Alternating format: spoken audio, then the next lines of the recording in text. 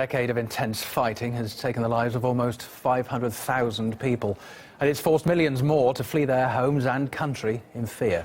Well, now, some of the people responsible for instigating the revolution in Syria aren't sure whether it was worth it, as Lizzie Phelan's been finding out.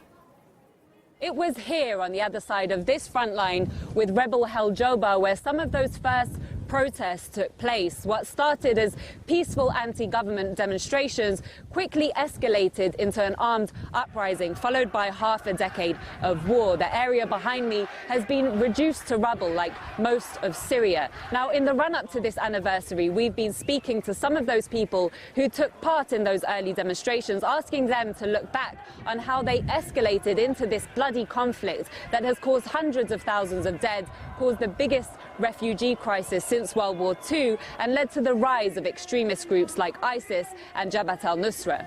In Afrin, we spoke to one of the founders of the 5-year-old Free Syrian Army faction, Jaish al-Thawar. His name is Abu Joma al-Banawi. He said that he regrets taking part in the so-called revolution that he now sees as a conspiracy by foreign powers. I've changed my mind about the revolution because everybody has contributed to destroying Syria. At the beginning and the end, it's only the people who lose. It's people who suffer. Our people are now refugees. Had we known that Syria's friends would be like this, we wouldn't have stood with them. All our people were forced to flee. He said that his group is no longer fighting the Syrian government, only Jabhat al-Nusra and ISIS, and that once they are defeated, he will lay down arms so that security can return to Syria. The Syrian crisis, which began in 2011, consisted of two main problems: the absence of political cooperation and also tyranny on the part of security forces, nullifying the civil war. A third problem is the corruption of the Syrian government, which has become systematic. All this led to protests calling for freedom and social justice. Those demonstrations were peaceful. Also, everyone recognizes the prominent geopolitical position of Syria, causing regional powers to seek domination over Syria through internal conflicts and crises. With regards to regional and international intervention, unfortunately, Arabiz was imposed on the Syrian opposition to give a religious character to the Syrian crisis, as well as to keep it on a military path. Now, there are many who feel like their initial cause was hijacked by people who wanted to capitalize on the chaos in their country. For example, we traveled to Dara City, the so-called cradle of the uprising, and spoke to people who took part in those very first protests. At the beginning, I went to the demonstrations for reforms. We thought it was for reforms, but after a while, there was blood, so we left. They used to hold them every day in order to get bigger crowds, but then some of the guys stopped going because they felt something was suspicious, while the others were urging more and more people to come.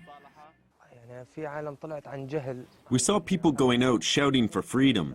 People wanted to know what is this freedom they are talking about and what's next. So people went out, and among them were people who are ignorant of what is happening. There were people amongst us offering sandwiches, and I asked them, "Why are you offering sandwiches and money? To encourage me to do what?" No one knew, but afterwards people discovered that there was money paid from outside the country to encourage people to commit sabotage. Now, with this hard negotiated cessation of hostilities, most people in Syria simply want an end to the bloodshed and for their country to finally rise again from the ruins. In Damascus, I'm Lizzie Phelan for RT. The fate of Syrian leader Bashar Assad's been the key sticking point for the parties involved, both domestically and internationally, throughout the length of the conflict. Many insisting that peace just isn't possible while he's still in power. However, increased terrorism within the country and beyond has forced some to change their opinion. Cannot be a part of Syria's future. Assad can't be part of the future of Syria. He cannot be a part of Syria's future. Assad Can't be part of future's Syria. Assad needs to go. Assad must go. He needs to go. He still must go. You should not demonize Assad. There will not be peace in Syria if Assad is determined to stay there and lead the country.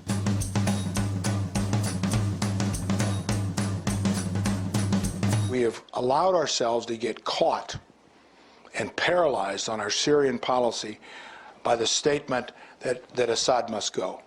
Assad was never our enemy. A brutal dictator, yes. We should have learned from Hussein, Saddam Hussein, and Gaddafi. You can take a brutal dictator out, but better understand what you may get in return. The situation in Syria might not have been too happy for some of the participants, and there were the protests which were underway. It was the decision by Turkey and Saudi Arabia in particular, initially, to exploit those protests and to turn that into a direct civil war to overthrow President Assad, which caused this 5-year war. There was no spontaneous civil war. Yes, there were protests, and that was to be expected, but there was not a civil war underway, not even anything like the so-called Arab Spring type of operations. This was a war which was begun and sustained by continued input from Turkey, Saudi Arabia, Qatar, and the United States. We'll have plenty more coverage throughout the day for you on what is a somber milestone in Syria.